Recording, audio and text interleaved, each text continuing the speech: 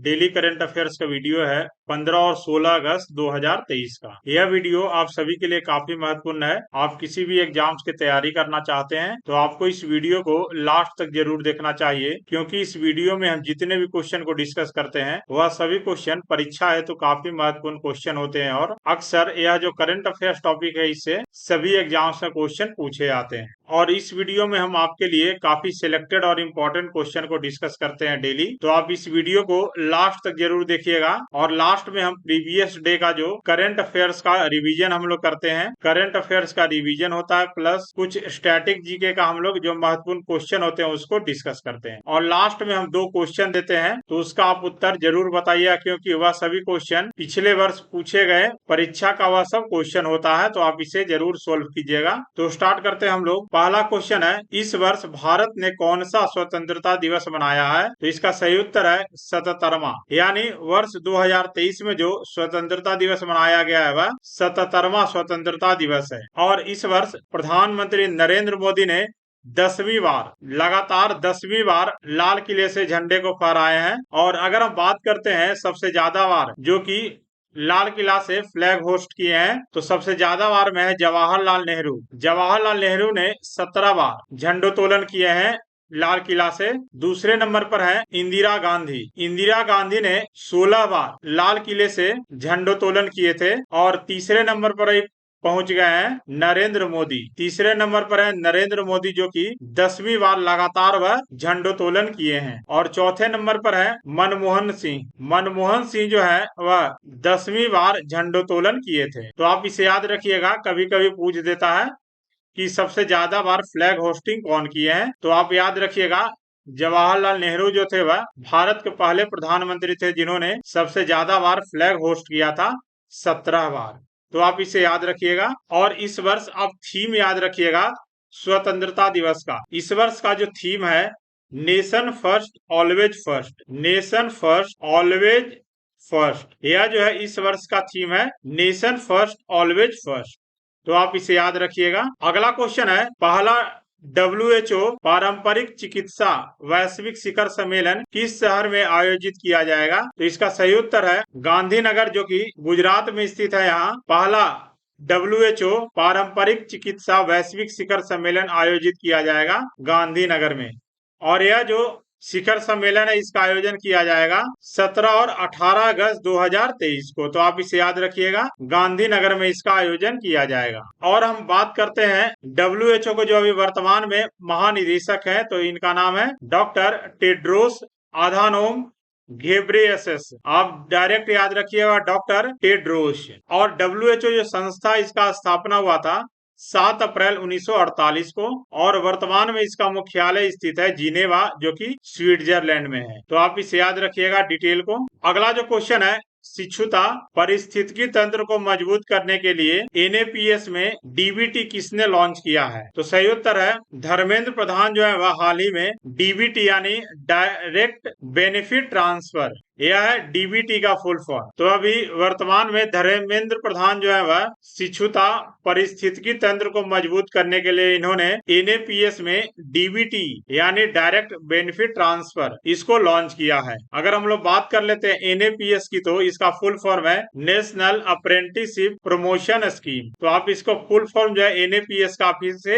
याद रखिएगा। और वर्तमान में अभी धर्मेंद्र प्रधान जो है वह केंद्रीय शिक्षा और कौशल विकास मंत्रालय एवं उद्यमिता मंत्री हैं अभी वर्तमान में धर्मेंद्र प्रधान, यानी इन्होंने प्रत्यक्ष लाभ हस्तांतरण यानी DBT का उद्घाटन किया है। तो इसे याद रखिएगा। अगला जो क्वेश्चन है, UPI चलेगा, यह एक अभियान है, वह किस एजेंसी के द्वारा शुरू किया गया है? तो इसका सही उत्तर है NPCI यानी national payment corporation of India. यह जो संस्था है वह UPI चलेगा एक अभियान को शुरू किया है। तो सही उत्तर इसका है NPCI।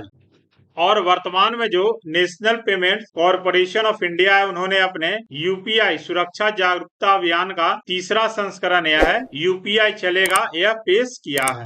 और सबसे पहली बार वर्ष 2020 में इसे वित्तीय साक्षरता सलाहकार समिति के मार्गदर्शन में शुरू किया गया था। यह 2020 में यह 2020 में पहली बार शुरू किया गया था। अगला जो क्वेश्चन है, किस कंपनी ने travellers map of India microsite launch करने के लिए पर्यटन मंत्रालय के साथ समझौता किया है? तो सही उत्तर इसका है मेक माई ट्रिप जो कंपनी है वह हाल ही में travellers map of India microsite launch करने के लिए यह पर्यटन मंत्रालय के साथ एक साझेदारी किया है।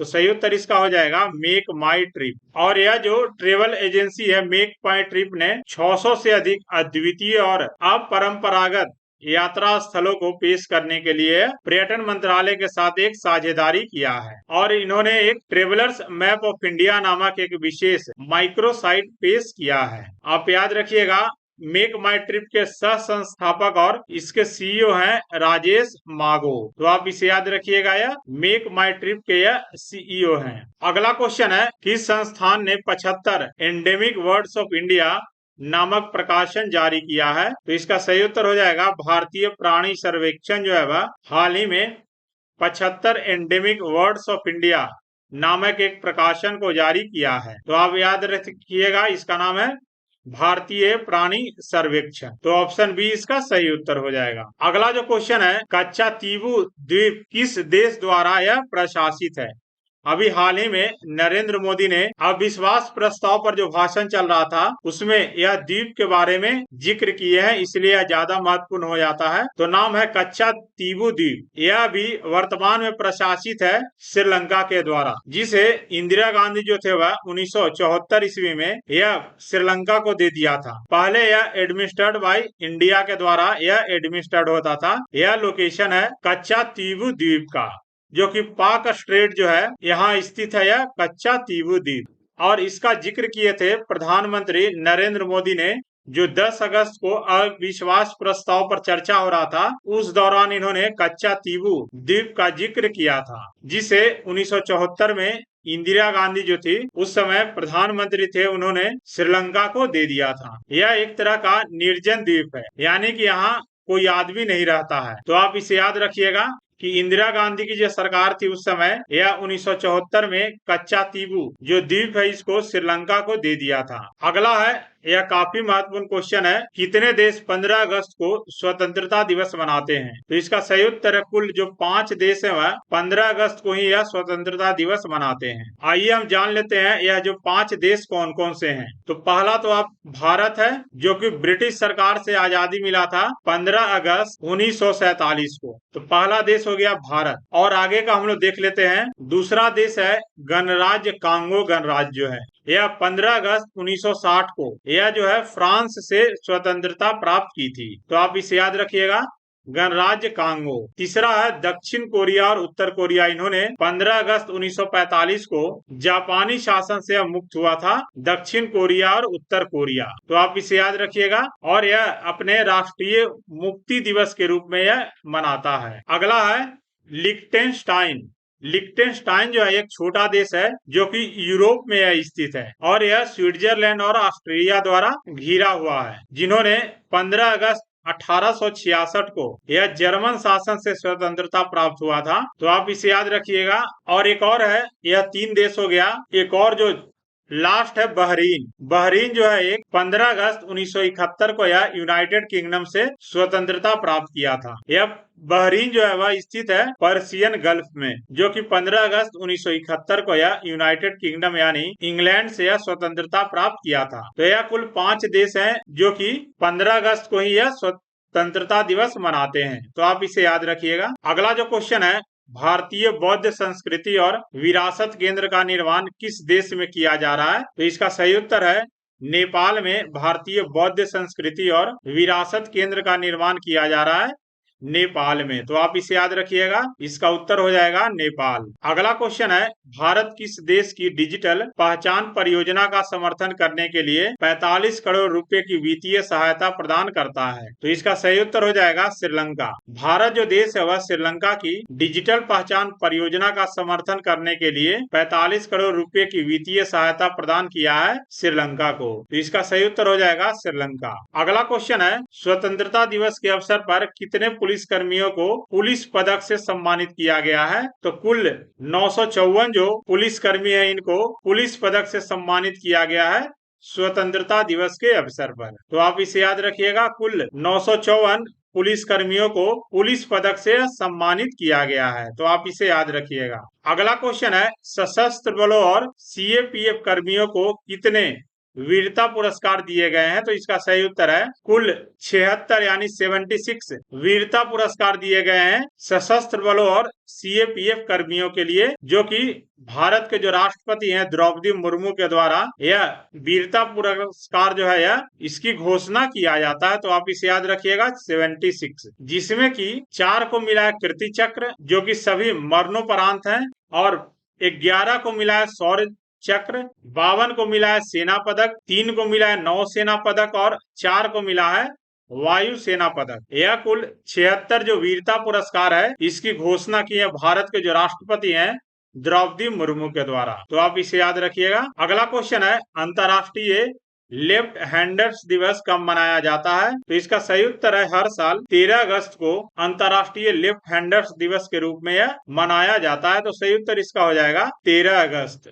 तो आप इसे याद रखिएगा। और इस वर्ष का जो थीम रखा गया है अंतर्राष्ट्रीय लेफ्ट हैंडर्स डे का, वह है लेफ्ट हैंडर्स इन स्पोर्ट्स। यह इस वर्ष का थीम है, तो आप थीम को भी याद रखिएगा। अगला जो क्वेश्चन है, विश्व बैडमिंटन चैंपियनशिप 2023 का आयोजन कहाँ किया जाएगा? तो इसका जो आयोजन है वह कोपनहेगन जो कि डेनमार्क में है, यहाँ विश्व बैडमिंटन चैंपियनशिप का आयोजन किया जाएगा 21 अगस्त से लेकर 27 अगस्त 2023 तक।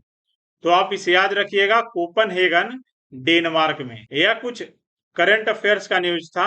अब हम लोग डिस्कस कर लेते हैं प्रीवियस डे का जो करंट अफेयर्स है, इसका वन लाइनर्स का हम लोग रिवीजन कर लेते हैं। तो स्टार्ट करते हैं, हम लोग जल्दी जल्दी रिवीजन करते हैं। किस मंत्रालय ने भारतीय साक्ष्य विधेयक 2023 को पेश किया है?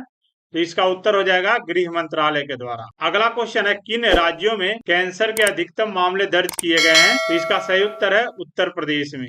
दूसरे नंबर पर है महाराष्ट्र। यह मृत्यु के मामले में है, दूसरे नंबर पर महाराष्ट्र। आप इसे याद रखिएगा, मृत्यु के मामले में है। यह मृत्यु के मामले में पहले पर है उत्तर प्रदेश ही और दूसरे पर है महाराष्ट्र। अगला प्रसिद्ध परमाणु भौतिक विज्ञानी विकास सिन्हा का निधन हो गया है। उन्होंने किस वर्ष पद्म भूषण पुरस्कार जीता है? तो याद रखिएगा वर्ष 2010 में, और वर्ष 2001 में इन्हें पद्मश्री मिला था। अगला है, मानकीकरण और अनुरूपता मूल्यांकन में सहयोग को बढ़ावा देने के लिए किस संस्थान ने 35 संस्थानों के साथ समझौते ज्ञापन पर हस्ताक्षर किए हैं? तो सही उत्तर इसका हो जाएगा BIS यानी ब्यूरो ऑफ इंडियन स्टैंडर्ड्स। अगला है, पहले RICS दक्षिण एशिया पुरस्कारों में लाइफ टाइम अचीवमेंट अवार्ड किसने जीता है? तो सही उत्तर हो जाएगा सुभाष अरुणवाल। तो आप इसे याद रखिएगा। अगला है, किस फिल्म ने Indian film festival of Melbourne 2023 में सर्वश्रेष्ठ फिल्म का पुरस्कार जीता है? तो सही उत्तर इसका हो जाएगा सीतारामम। तो आप इसे याद रखिएगा। अगला क्वेश्चन है, किस देश ने एशियाई चैंपियंस ट्रॉफी 2023 को जीता है? तो भारत जो देश है वह मलेशिया को हराकर चौथी बार एशियाई चैंपियंस ट्रॉफी का खिताब अपने नाम किया है। अगला क्वेश्चन है, बर्लिन में विश्व तीरंदाजी चैंपियनशिप फाइनल में व्यक्तिगत विश्व खिताब जीतने वाले पहले भारतीय बनकर किसने इतिहास रचा है? तो सही उत्तर इनका नाम है अदिति स्वामी। तो आप इसे याद रखिएगा। अगला क्वेश्चन है, पुस्तक का नाम है monsoon a poem of love and longing. यह किसके द्वारा लिखी गई है? तो यह अभय के जो है इनके द्वारा लिखा गया है, monsoon a poem of love and longing. यह पिछले डे का करंट अफेयर्स का न्यूज था। अब हम लोग डिस्कस करते हैं कुछ स्टैटिक जीके का क्वेश्चन। तो आप इसे रट लीजिएगा। पहला है, हाइग्रोमीटर का उपयोग मापने के लिए किया जाता है? तो सही उत्तर है सापेक्षिक आर्द्रता के लिए ही हाइग्रोमीटर का उपयोग किया जाता है। तो आप इसे याद रखिएगा। अगला है, संविधान की किस अनुसूची में दल बदल के आधार पर सांसदों और विधायकों को अयोग्य ठहराने का प्रावधान है? तो सही उत्तर है 10वीं अनुसूची में जो है दल बदल के आधार पर सांसद या विधायक जो है इनको अयोग्य ठहराया जाता है। अगला है, अंटार्कटिका पहुंचने वाली प्रथम भारतीय महिला कौन थी? तो सही उत्तर है मेहर मूस जो थी वह अंटार्कटिका पहुंचने वाली है पहली भारतीय महिला थी। अगला क्वेश्चन है, भारत का सबसे पुराना अंग्रेजी दैनिक समाचार पत्र है द टाइम्स ऑफ इंडिया। तो आप इसे याद रखिएगा। अगला है, भारत में स्थापित प्रथम पुस्तकालय है विलियम कैरी लाइब्रेरी से रामपुर। तो आप इसे याद रखिएगा। भारत में प्रथम स्थापित प्रथम पुस्तकालय है William Carey library Shri Rampur. अब हम लोग आज का 2 क्वेश्चन देते हैं, इसका आप उत्तर जरूर से बताइएगा कमेंट सेक्शन में। तो पहला है, संविधान का कौन सा संशोधन राजनीतिक दल बदल से संबंधित है? तो इसमें आप बताइएगा कि संविधान का कौन सा संशोधन है। और दूसरा, इंदिरा गांधी की समाधि को किस नाम से जाना जाता है? तो यह दोनों जो क्वेश्चन है, इसका उत्तर आप कमेंट सेक्शन में जरूर बताइएगा। आपका उत्तर का इंतजार रहेगा कमेंट सेक्शन में। तो वीडियो देखने के लिए धन्यवाद। जय हिंद, जय भारत।